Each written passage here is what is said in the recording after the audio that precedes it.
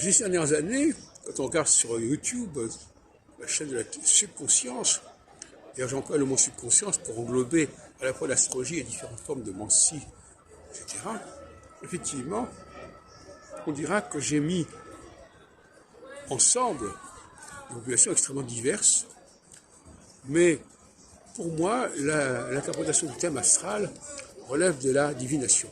Ne serait-ce que parce que, justement, la complexité même des configurations qui s'y trouvent, la diversité des aspects, des positions en signes, en maisons, etc., c'est un véritable kaléidoscope qui exige une certaine forme de divination, comme on en convenait d'ailleurs avec Daniel Colby, qui nous a quittés il y a quelque temps, déjà dans les interviews qu'il m'a accordées.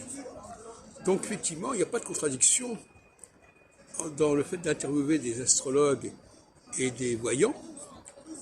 Pour moi, ce sont des astrologues, si on veut, ce sont des astromanciens, plutôt que des astrologues. Les vrais astrologues, ce sont des gens qui travaillent sur l'astrologie, qui s'interrogent sur ce qu'est doit être l'astrologie, sur ce que doit être l'astrologie, et non pas, et qui donnent des outils non seulement aux astrologues, mais à l'ensemble de la population.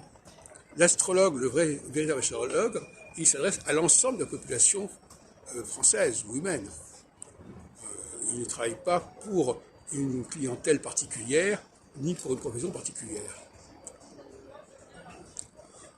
C'est pour ça que finalement, il suffit d'un seul astrologue de talent pour sauver l'astrologie, de certaine manière.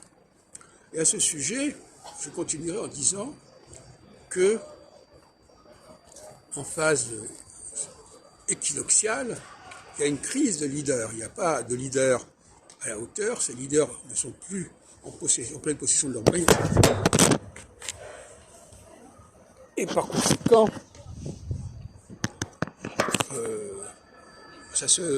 la société se diversifie, se dissout comme on voudra. Il n'y a que le leader qui est capable de rassembler les populations. Et donc l'équinoxialité, c'est l'absence de leader, donc c'est la diversité. Chaque groupe a son propre mode de fonctionnement, alors que la socialité, c'est le retour du leader et c'est le retour de l'unité.